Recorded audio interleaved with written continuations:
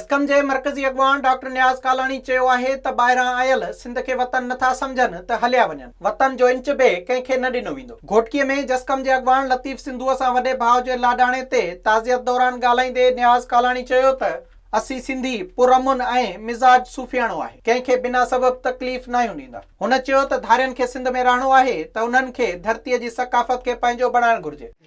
सिंध असां सिंधियुनि जो वतन आहे। जेको बि ॿाहिरि खां आयल माण्हू सिंध खे पंहिंजो वतन नथो करे, उनखे घुर्जे त हू सिंध वतन खे छॾे वञे।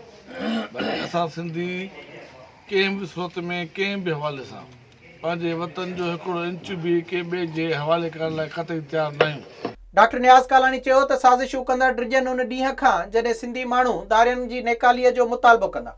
डिॼो उन ॾींहं खां जॾहिं सिंधी माण्हू मुकमिल तौर ते कावड़जी ऐं चवनि त जेको धारियो माण्हू आहे उहो हितां निकिरी वञे, ऐं जेको सिंध वतन खे पंहिंजो वतन नथो सम्झे उहो हिते छॾे वञे। डिॼनि उन ॾींहं खां।